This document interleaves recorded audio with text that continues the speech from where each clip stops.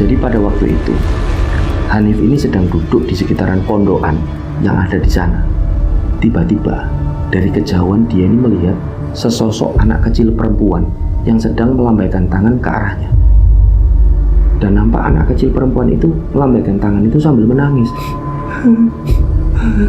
Jadi seolah-olah seperti wajahnya ini menunjukkan kalau anak kecil perempuan itu seperti minta tolong.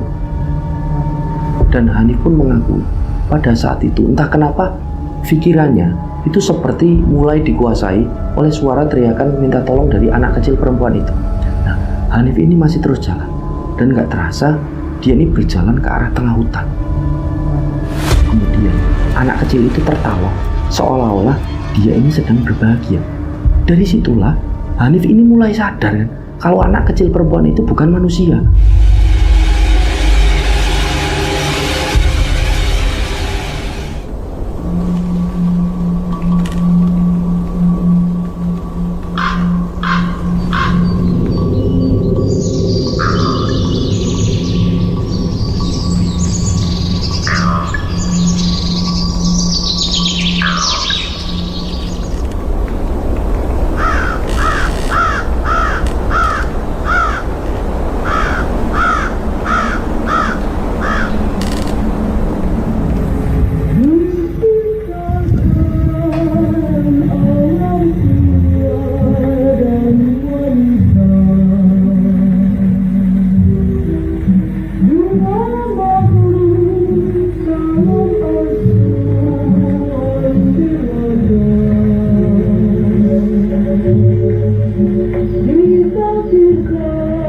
Bismillahirrahmanirrahim. Assalamualaikum warahmatullahi wabarakatuh. Apa kabar rencang semua? Semoga semuanya dalam keadaan sehat, selalu diberikan kelancaran dalam beraktivitas dan juga kelancaran rezeki.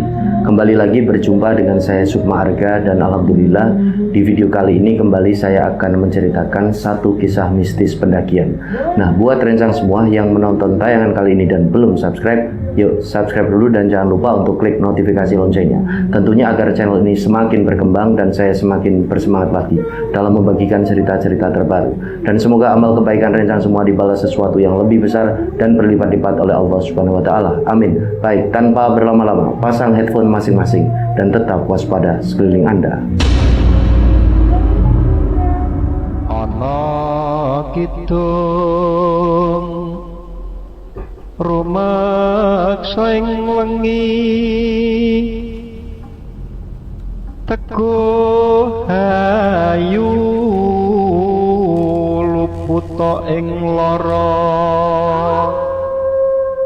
Oke, jadi kisah ini terjadi pada tahun 2007, di mana pada waktu itu Hanif bersama ketiga temannya yang bernama Rifan, Edi, dan Arman itu melakukan pendakian di Gunung Arjuno via jalur Purwosari. Jadi kisah berawal ketika mereka berempat ini berangkat dari Jakarta dengan menggunakan transportasi kereta api untuk menuju ke stasiun Lawang yang ada di Kota Malang. Nah, singkat cerita, setelah mereka berempat ini sampai di stasiun Lawang, Hanif dan teman-teman ini langsung melanjutkan perjalanan dengan menggunakan jasa angkutan umum. Setelahnya disambung lagi dengan jasa ojek untuk bisa sampai ke base camp Purwosari yang ada di desa Tambakwatu. Nah, sesampainya di base camp, waktu sudah menunjukkan jam 5 sore. Mereka pun segera beristirahat dan memutuskan untuk memulai pendakian di keesokan harinya. Dan kondisi di base camp pada saat itu cukup sepi. Jadi cuma nampak beberapa orang pendaki yang ada di base camp. Dan ternyata setelah berkenalan, mereka itu berempat berkenalan dengan para pendaki itu, ternyata rombongan dari pendaki itu adalah rombongan pendaki yang baru turun dari atas gitu kondisinya. Jadi bukan pendaki yang mau naik seperti mereka. Nah, di keesokan harinya Hanif dan kawan-kawan ini langsung mengurus registrasi pendakian. Mereka mengisi buku di daftar Cimaksi. Dan benar aja pendakian di hari itu sangat sepi. Jadi cuma ada rombongan dari Hanif dan ketiga temannya aja yang naik ke atas. Jadi Hanif ini kan sempat tanya-tanya dengan yang jaga pos perizinan, dengan salah satu ranger juga. Dan Hanif ini menggunakan bahasa Jawa pada waktu itu. Jadi sedikit untuk informasi, walaupun Hanif ini sudah dari kecil tinggal di Jakarta, Akan tetapi dia ini fasih, lancar berbahasa Jawa karena memang kedua orang tuanya ini asalnya dari Jogja dan pindah di Jakarta karena bapaknya ini dapat pekerjaan ketika Hanif ini lagi kecil di Jakarta. Sampai ketika Hanif dewasa ini mereka masih tinggal di Jakarta. Akan tetapi kedua orang tua dari Hanif ini selalu seperti apa ya, melestarikan budaya Jawa. Jadi bahasa Jawa pun Hanif alhamdulillah lancar pada waktu itu. Dan Hanif ini juga ketiga temannya ini termasuk dari keluarga yang cukup mampu. Jadi ketika ada liburan sekolah dan pada waktu itu sedang liburan kuliah mereka naik ke Arjuna ini, mereka mengisi liburan mereka ini selalu dengan bepergian jauh gitu. Karena memang keluarga mereka semua ini keluarga yang mampu. Jadi mereka ini punya hobi yang sama, naik gunung berempat dan selalu pergi ke gunung-gunung yang jauh. Mereka pernah ke Rinjani, mereka pernah ke Semeru, dan di tahun 2007 ini mereka naik ke Gunung Arjuna via jalur Purwosari gitu. Nah kemudian mereka berempat ini packing ulang bawaan mereka. Jadi peralatan pendakian, logistik mereka cek ulang. Setelah dirasa lengkap semuanya, tepat di jam 9 pagi mereka pun mulai pergerakan ke atas. Mereka memulai pendakian mereka. Nah di awal mereka mendaki, semuanya ini masih berjalan dengan sangat lancar. Mereka tidak mengalami kendala apapun. Mereka ini jalan pelan-pelan, melewati jalur yang masih ya terbilang masih landai. Jalurnya cukup lebar dengan pemandangan di sebelah kiri dan kanan itu adalah hutan pinus. Dan setelah menempuh perjalanan selama 1 jam, mereka itu tiba di pos 1 yang dinamakan pos Gua Ontobuko. Jadi memang di pos itu ada gua kecil, maka dari itu dinamakan Gua Ontobuko. Mereka sempatkan di sana untuk istirahat sebentar, sekedar untuk mengatur nafas, minum air, dan menghisap sebatang rokok. Dan ketika berada di pos 1 itu, mereka berempat ini merasa sangat nyaman karena udara di sana benar-benar sejuk. Jadi hutan pinus yang mendominasi jalur pendakian dari bawah itu semakin rapat terencang semua ketika mereka ini tiba di pos itu, di pos 1 Gua Ontobuko. Akan tetapi pengakuan dari Hanif dan teman-teman pada waktu itu, mereka berempat ini juga sempat agak merinding karena di sana mereka mencium bau dupa yang sangat menyengat dan melihat ada banyak sesajen yang ditaruh. Nah kondisinya sedikit untuk informasi, di Gunung Arjuna via Purwosari di tahun 2007 itu Hanif dan teman-temannya, tepatnya ketiga temannya ini baru kali pertamanya mendaki ke Gunung Arjuna dan melewati jalur Purwosari itu.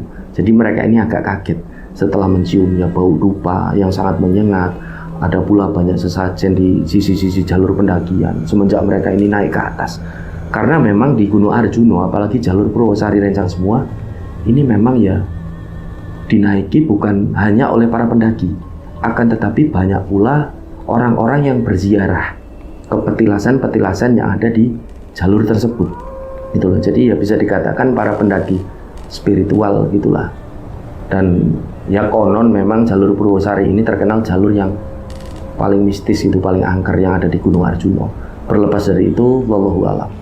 Kembali ke cerita, dan setelah merasa cukup beristirahat di sana di pos 1 itu, mereka berempat pun kembali berjalan untuk menuju ke pos 2. Nah, ketika berjalan untuk menuju ke pos 2, Hanif ini mulai sompral.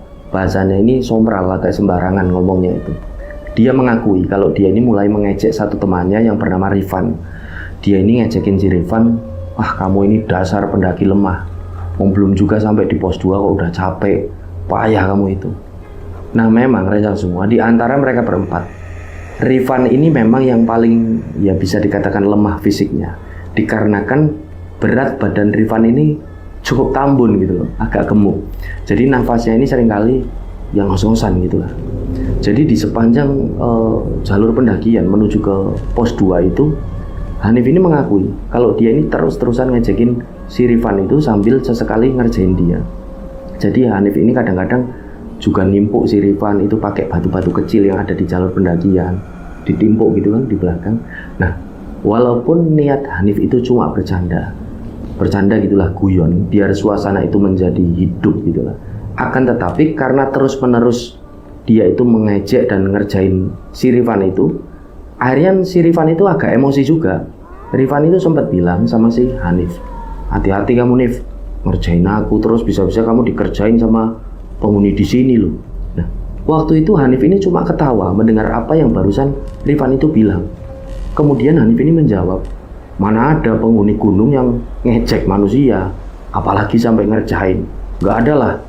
Nah, di situ Rifan ini bilang lagi ke Hanif, ya ada lah, buktinya itu banyak pendaki yang diganggu waktu mendaki, bahkan mereka ini sampai tersesat, mereka ini sampai hilang. Itu berita-berita kan banyak yang kayak gitu. Nah, waktu itu sekali lagi Hanif itu ketawa sambil menjawab si Rifan, waduh, kamu itu korban media kamu kan, otakmu ini udah tidak masuk akal. Lagian selama kita melakukan pendakian, mana pernah kita mengalami hal-hal aneh? Nggak pernah kan? Nah, dari situ akhirnya dua teman mereka, si Edi dan Arman, yang dari tadi cuma ya diem aja gitu mendengarkan mereka ini berdebat, akhirnya menghentikan candaan mereka yang menurut si Edi dan Arman, candaan mereka berdua ini udah mulai nggak bagus gitu loh. Udah, nggak usah bercanda yang kayak gitu, udah jalan aja.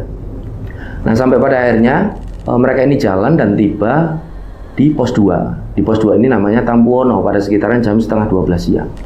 Nah, di sana mereka menyempatkan untuk makan siang, mereka masak Indomie rebus, mereka makan siang dan setelahnya menikmati sebatang rokok.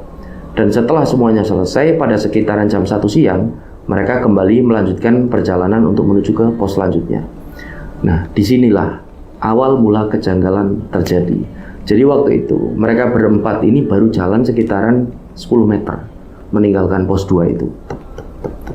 Tiba-tiba Hanif ini ngerasa kalau punggungnya itu kok ngerasa panas dia ini.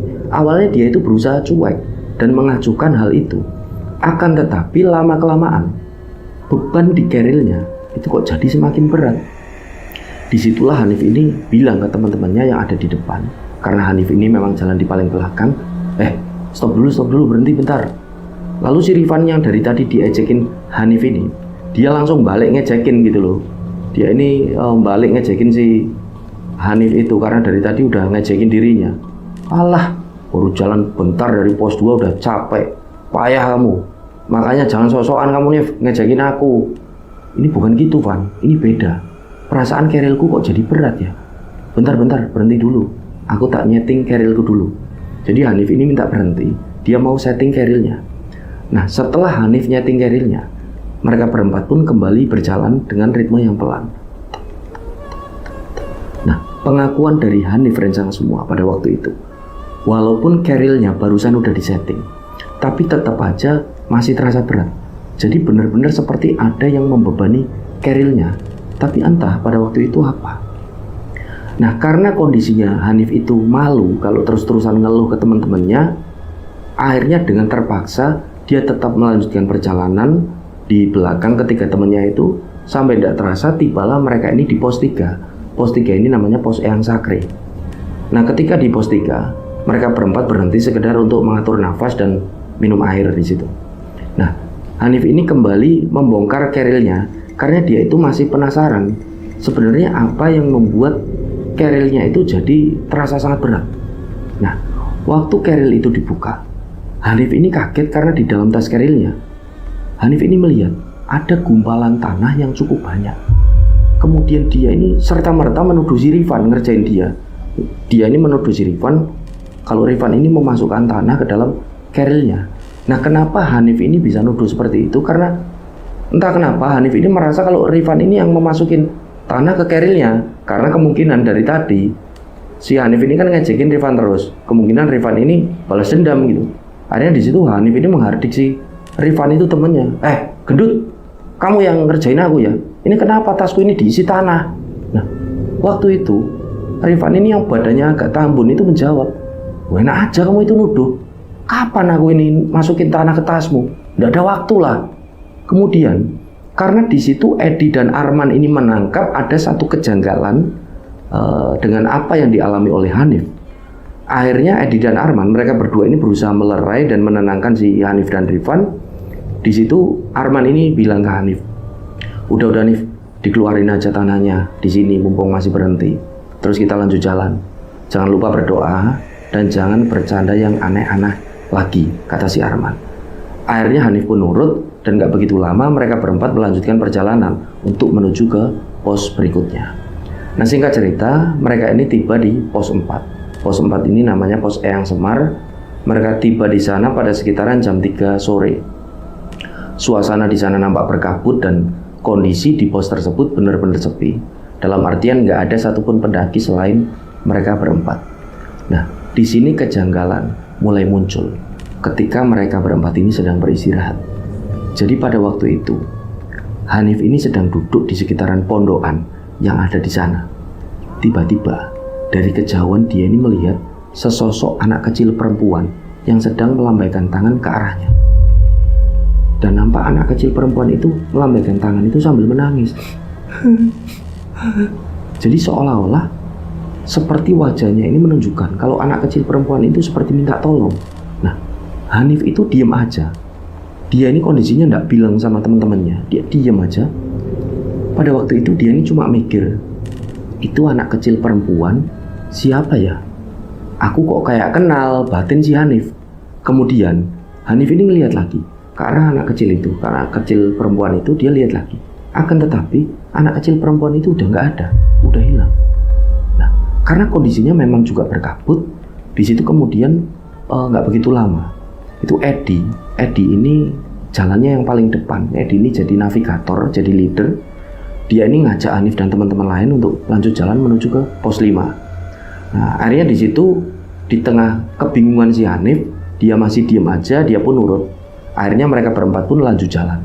Mereka jalan dengan ritme yang masih pelan, santai. Dan singkat cerita, mereka berempat ini tiba di pos 5, pos Makutoromo pada sekitaran jam 4 sore. Dan di sana, untuk kedua kalinya, Hanif ini melihat sosok anak kecil perempuan itu dengan tangan yang masih melambai ke arahnya. Dan dia ini masih nampak nangis. Tapi saat itu, lagi-lagi Hanif ini tidak bilang ke teman-temannya. Dia cuma diam, sambil dia ini terus berpikir, dia ini batin. Aku kok merasa tahu anak kecil itu ya. Aku kayak mengenali dia, tapi siapa ya? Jadi Hanif ini bingung sendiri. Nah, gak lama kemudian si Edi ini ngajak lagi teman-temannya untuk lanjut jalan ke pos 6 dan 7 karena hari ini sudah semakin sore. Mereka jalan. Hari ini memang sudah semakin sore, kabut ini perlahan turun dengan cukup tebal. Nah, waktu mereka jalan dari pos 6 untuk menuju ke pos 7. Pos 7 ini namanya pos Jawa Dwipa. Mereka itu ketemu dengan maghrib. Jadi sudah masuk waktu surup, waktu-waktu masuk ke maghrib. Hanif ini mendengar ada suara anak kecil perempuan yang menangis. Nah, dari situ Hanif ini kondisinya mulai ketakutan. Matanya ini mulai nggak tenang gitu loh. Jadi dia ini ngelirik, ngelihat ke kanan, ke kiri. Matanya ini benar-benar nggak tenang. Dia ini berusaha mencari sumber suara itu. Akan tetapi benar-benar sepi, nggak ada siapapun. Yang terlihat ya cuma gelap. Dan perlahan tangis dari anak kecil perempuan itu pun menghilang dengan sendirinya, hilang dalam sunyinya hutan. Yang terdengar kemudian cuma suara serangga hutan. Nah, singkat cerita, Hanif dan kawan-kawan ini tiba di pos 7 di pos Jawa Dwipa pada sekitaran jam 7 malam. Nah, pada waktu itu mereka pun segera membuka tenda dan langsung memasak untuk makan malam. Nah, kondisi di pos tersebut, pengakuan dari Hanif dan teman-teman pada waktu itu benar-benar sepi.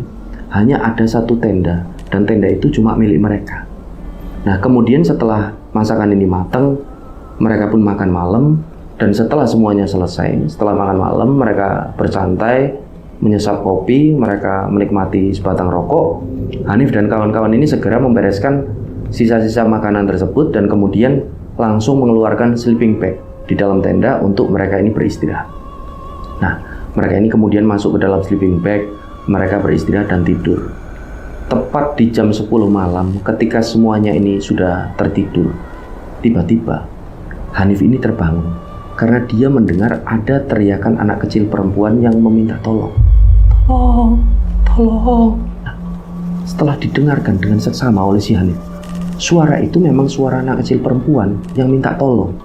Dan tanpa pikir panjang, Hanif ini berusaha untuk membangunkan ketiga temannya. Bangun, bangun semuanya bangun. Akan tetapi, ketiga temannya itu, mereka semua nampak kelelahan dan sama sekali nggak ada yang terbangun. Nah, sementara suara minta tolong itu masih terus terdengar oleh si Hanif itu. Tolong, tolong, suara anak kecil perempuan. Dan entah kenapa, waktu itu Hanif ini langsung buka tenda. Seret. Dia ini pakai sandal gunungnya dan keluar untuk mencari sumber suara itu. Dia ini jalan pelan-pelan. Dia jalan sambil mengikuti teriakan minta tolong itu. Dan Hanif pun mengakui, pada saat itu entah kenapa pikirannya itu seperti mulai dikuasai oleh suara teriakan minta tolong dari anak kecil perempuan itu. Nah, Hanif ini masih terus jalan. Dan gak terasa dia ini berjalan ke arah tengah hutan. Dia mulai keluar dari jalur pendakian yang udah ada di situ, yang udah disediakan oleh pihak dari base camp. Dan Hanif ini masih terus mencari suara itu sampai dia benar-benar memasuki kawasan tengah hutan. Dia ini baru mulai sadar kalau kawasan itu benar-benar sangat gelap. Nah, setelah cukup lama Hanif mencari sumber suara itu, Hanif ini akhirnya menemukan titik sumber dari suara itu. Dan disitulah Hanif ini melihat ada sosok anak kecil perempuan yang dia lihat di pos-pos sebelumnya. Nah, di situ walaupun Hanif ini agak merinding, dia ini agak kaget, entah kenapa Hanif ini berani bertanya di situ. Loh dek, kamu ngapain di tengah hutan malam-malam gini? Nah, sosok anak kecil ini nampak pucat dengan baju ini berwarna putih yang kotor. Dia itu terus-menerus berteriak minta tolong dan terlihat menangis. Tolong, tolong. Hanif ini kan jadi bingung. Dia kembali bertanya, kamu kenapa dek? Kok nangis terus minta tolong? Kemudian, tidak begitu lama, anak kecil itu nampak duduk sambil dia ini menunduk. Jadi seperti ini. Nah, di situ, momen itu, anak kecil itu berhenti minta tolong dan juga berhenti nangis. Sekali lagi di situ Hanif ini kan jadi bertanya karena dia ini bingung. Dek, kamu ini kenapa? Om ini bisa bantuin apa, dek? Dan gak begitu lama, anak kecil perempuan itu mengangkat wajahnya dan menatap ke arahnya si Hanif. Anak kecil perempuan itu menatap Hanif ini dengan tajam, sembari pada akhirnya menyeringnya ini menakutkan. Kemudian anak kecil itu tertawa seolah-olah dia ini sedang berbahagia. Jadi dia ini tertawa sambil bertepuk tangan dan berucap, tanggung jawab, tanggung jawab, tanggung jawab. Dari situlah Hanif ini mulai sadar kan, kalau anak kecil perempuan itu bukan manusia. Karena secara tiba-tiba wajahnya itu berubah menjadi berantakan. Jadi wajahnya itu nampak membiru, seperti membusuk rencang semua. Ada banyak darah kering ini yang menempel di bajunya dan mulai tercium bau busuk dari tubuhnya. Dan kondisinya anak kecil perempuan ini masih terus bertepuk tangan sambil menari-nari gitu loh. Dia ini terus berucap, tanggung jawab, tanggung jawab. Di tengah hutan yang gelap itu. Nah, di momen itulah Hanif ini benar-benar ketakutan. Dia itu lari sekuat tenaga entah kemana.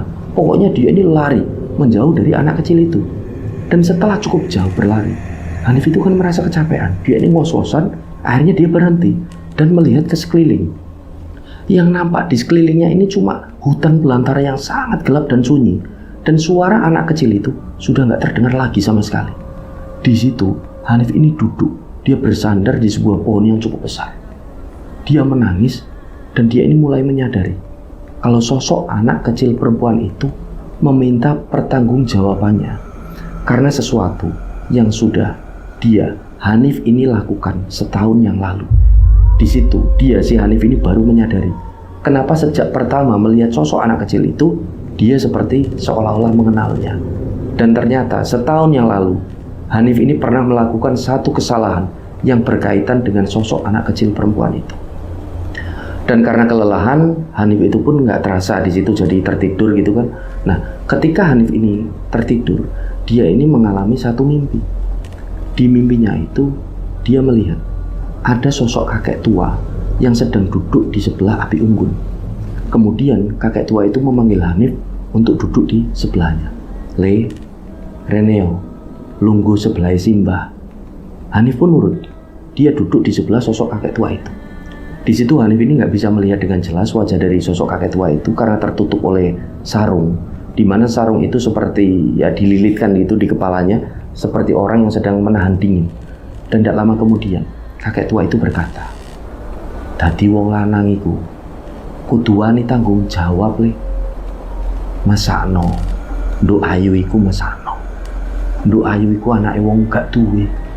Bapake mung tukang becak le. Ibuke mung buruh cuci. Masakno le. Tanggung jawab yo. Moro ning omahe njaluk ngapura mbek wong tuane. Mengko nek medun pesene simbah.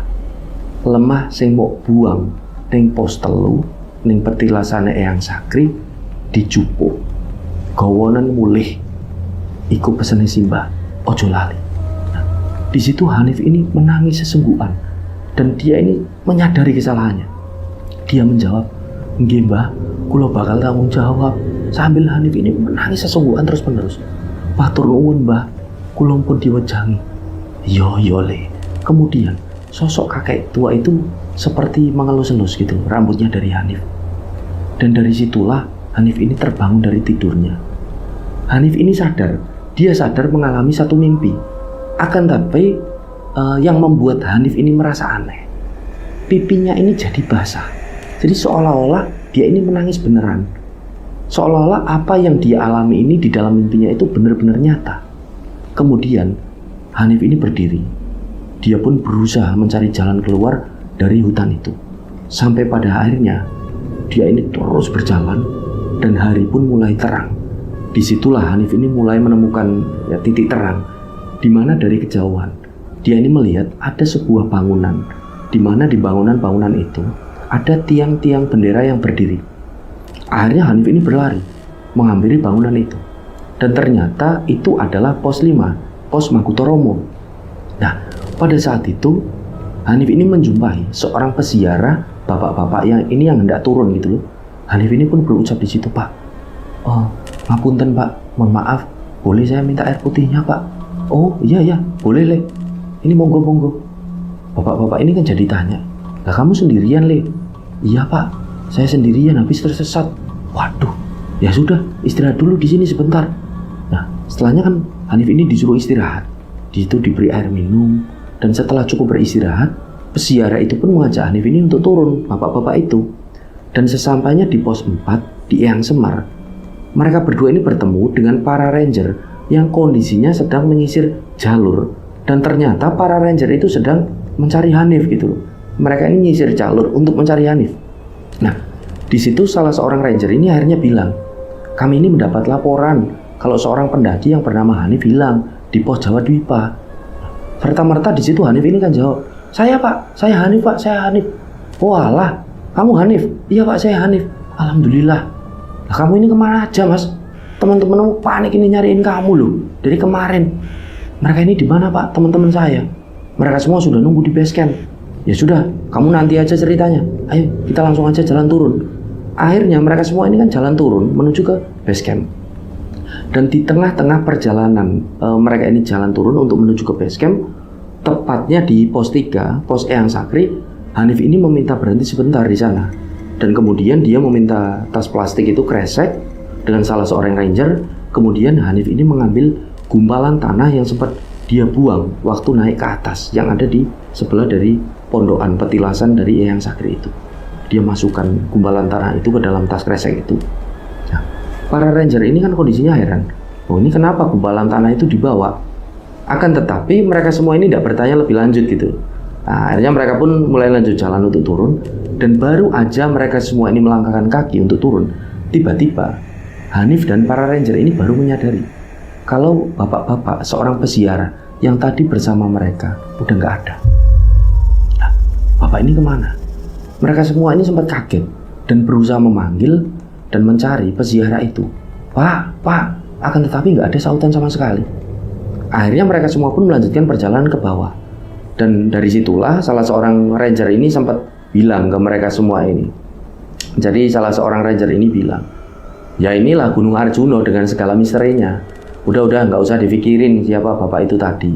Yang penting beliau sosok baik hati yang sudah menolong masnya, Mas Hanif ini untuk turun." "Iya Mas," jawab si Hanif itu. Jadi Hanif pun agak merinding juga, ini bapak-bapak sebenarnya siapa gitu yang nolong dia. Akan tetapi hal itu tidak dijadikan dia masalah. Yang penting benar kata salah seorang ranger itu, kalau bapak-bapak itu yang penting sosok yang baik hati. Nah, singkat cerita, sampailah Hanif dan para ranger ini di bawah. Ketika temannya si Rifan, Edi, dan Arman ini langsung meluk si Hanif gitu kan. Kemudian setelah beristirahat, Hanif pun mulai menceritakan apa yang dia alami. Dan ternyata setelah mendengar cerita dari Hanif, para ranger khususnya yang ada di situ yang juga mendengarkan cerita dari Hanif ini pun mulai menyimpulkan kalau Hanif ini sempat tersesat di alas Lali Jiwo. Nah, kemudian di hari itu juga, di sore harinya, mereka berempat ini pulang menuju ke stasiun Lawang yang ada di Kota Malang dengan diantar dengan mobil siaga dari para ranger Gunung Arjuno. Mengingat kondisi dari Hanif yang baru aja hilang, jadi para ranger ini kan khawatir, diantarlah mereka sampai di stasiun Lawang itu. Nah, setelah sampai di tujuan di stasiun Lawang, mereka berempat mengucapkan banyak terima kasih kepada pihak Basecamp Gunung Arjuno karena mereka sudah dengan susah payah mencari Hanif dan menolong mereka. Setelahnya mereka pun pulang untuk menuju ke Jakarta. Nah, rencang semua, di keesokan harinya setelah tiba di Jakarta, Hanif ini minta diantar oleh kedua orang tuanya untuk menuju ke satu lokasi di mana dia pernah tanpa sengaja menabrak anak kecil perempuan. Sesampainya di lokasi itu, Hanif ini langsung bertanya dengan salah seorang pedagang rokok kaki lima tentang kejadian kecelakaan 1 tahun yang lalu di lokasi itu. Dan alhamdulillahnya pedagang rokok itu masih ingat dan memberikan alamat dari korban tabrak lari itu. Singkat cerita, Hanif dan kedua orang tuanya menuju ke alamat tersebut, dan sesampainya di sana, Hanif ini benar-benar menyesal. Dia sangat terpukul dengan apa yang sudah dia lakukan setahun yang lalu. Ketika sampai di sana, Hanif ini langsung nangis. Dia ini melihat rumah dari anak kecil perempuan yang sempat dia tabrak dan dia melarikan diri itu ada di bantaran sungai kecil. Jadi rumahnya itu ada di bantaran sungai yang dimana lokasinya itu sangat kumuh di pinggiran Jakarta. Kemudian di situ Hanif dan kedua orang tuanya ini menjelaskan perihal kedatangan mereka. Nah, di situ yang awalnya Hanif ini mengira orang tua dari anak kecil perempuan itu akan marah dengan kedatangan dan kejujuran dari Hanif. Ternyata kedua orang tua dari anak kecil perempuan itu benar-benar legowo. Mereka ini sangat ikhlas dengan kepergian satu-satunya buah hatinya, anak semata wayangnya. Meskipun awalnya mereka berdua ini sangat kecewa karena yang menabrak anaknya itu tidak bertanggung jawab. Kemudian semua ini diselesaikan dengan cara kekeluargaan di situ. Dan karena orang tua dari Hanif termasuk dari golongan orang yang bisa dikatakan sangat mampu, bapaknya Hanif ini menyantuni keluarga anak kecil perempuan itu dan juga membelikan sebuah rumah yang layak untuk dihuni di satu perumahan yang ada di sekitaran dari Jakarta.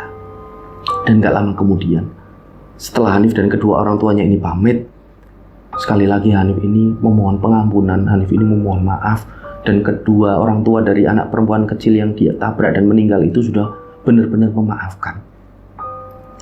Si Hanif dan kedua orang tuanya, mereka ini menuju ke sebuah pemakaman. Di pemakaman itu Hanif menemukan sebuah makam anak kecil yang pernah tanpa sengaja dia tabrak dan meninggal ketika perjalanan menuju ke rumah sakit. Di situ Hanif ini menangis, dia memohon maaf, dia memohon pengampunan atas perilakunya. Dan disitulah kemudian Hanif ini menyebarkan gumpalan tanah yang dia bawa dari Gunung Arjuno. Nah, kemudian Hanif dan kedua orang tuanya berdoa di situ. Gak begitu lama mereka pun pulang. Jadi entah kenapa Hanif ini setelah mengalami satu mimpi, dia ditemui sosok kakek tua, disuruh bawa gumpalan tanah itu rencang semua.